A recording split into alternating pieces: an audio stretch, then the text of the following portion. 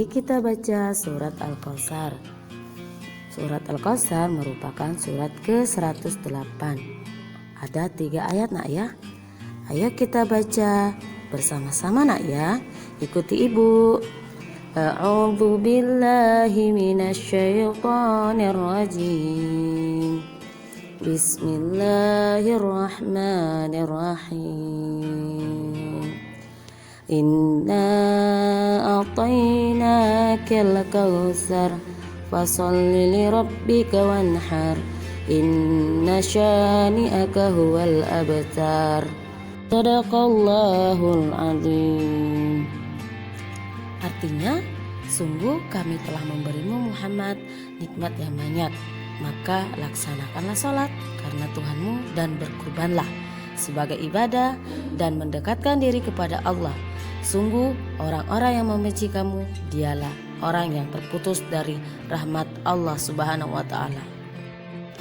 Apa sih hubungan antara sholat dan surah Al-Kautsar? Surah Al-Kautsar menjelaskan tentang makna sholat. Jadi pada ayat kedua Allah menjelaskan bahwa dengan sholat dan berkurban maka merupakan ungkapan syukur kita kepada Allah Subhanahu wa ta'ala yang telah banyak memberikan kita kenikmatan yang tidak dapat kita hitung. Selanjutnya apa sih arti sholat? Arti sholat menurut bahasa adalah berdoa, ibadah yang dimulai dengan takbiratul ihram dan diakhiri dengan salam. Nah, selanjutnya beberapa nikmat Allah berikan kepada kita, yaitu badan sehat, keimanan yang kuat, mendapat rezeki setiap hari, memiliki akal yang sehat. Dari situlah nak, kita wajib mensyukuri nikmat yang diberikan Allah. Jadi kita tidak boleh bermalas-malas nak ya. Nah, dengan cara apa nak? Misalnya melaksanakan sholat 5 waktu.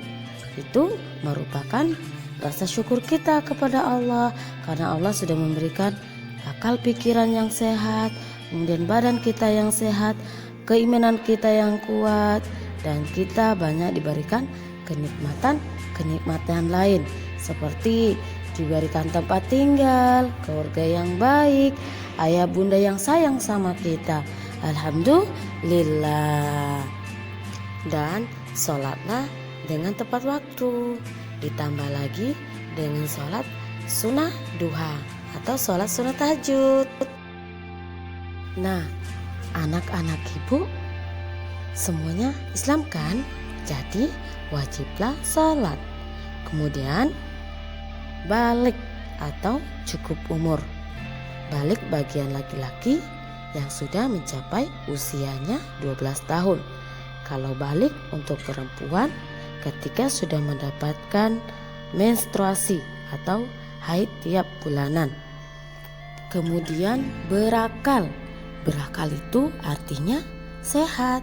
Sehat pikirannya, tidak gila, menjadi orang yang lupa ingatan. Selanjutnya suci dari haid dan nifas bagi muslimah, bagi orang anak perempuan atau muslimah. Selanjutnya yang terakhir sadar, artinya tidak sedang tidur atau mabuk. Hal apa saja yang dapat menyebabkan sholat kita sah? Yang pertama, suci dari hadas dan najis. Yang kedua, menutup aurat. Nah, aurat perempuan yaitu mulai dari seluruh tubuhnya kecuali telapak tangannya. Kalau untuk laki-laki yaitu batasannya dari pusar sampai lutut. Selanjutnya menghadap kiblat. Kiblat kita itu ke Ka'bah, dari Masjidil Haram ke kota Mekah. Untuk yang terakhir yaitu ketika sudah masuk waktu sholat, kita melaksanakan sholat di tepat waktu. Jadi, apa saja rukun sholat? Rukun sholat adalah hal-hal yang harus kita kerjakan ketika kita melaksanakan sholat. Jadi, kalau sholat salah satunya tidak dilaksanakan, maka sholat yang kita kerjakan itu tidak sah. Nah, apa saja rukun sholat itu, nak? Rukun sholat itu terdiri dari 13 macam, nak ya. Yang pertama, niat. Kedua, berdiri tegak bagi yang mampu. Dan yang ketiga, takbiratul ihram. Keempat, membaca Al-Fatihah. Kelima, ruku dengan tumak nina. Keenam, iktidal dengan tumak nina. Ketujuh, sujud dengan tumak nina. Dan yang kedelapan, duduk di antara dua sujud dengan tumak nina. 9, sujud tasyahud akhir. 10, membaca doa tasyahud. 11, membaca salawat Nabi Muhammad sallallahu alaihi wasallam pada tasyahud akhir. Yang ke-12, mengucapkan salam. Yang 13, nak, tertib dalam menjalankan rukun-rukun sholat. Sekarang kita membahas tentang sunnah sholat. Sunnah sholat adalah sesuatu yang apabila dikerjakan akan mendapatkan pahala, dan jika ditinggalkan tidak mendapatkan dosa.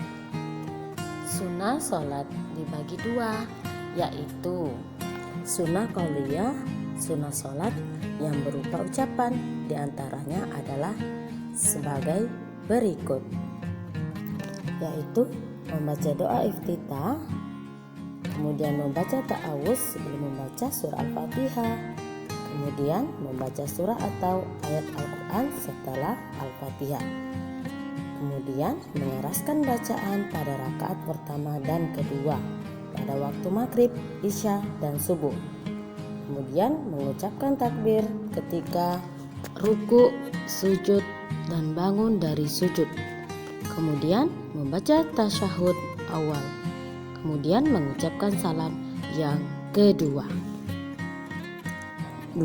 Sunnah fi'liyah adalah sunnah sholat yang berupa perbuatan.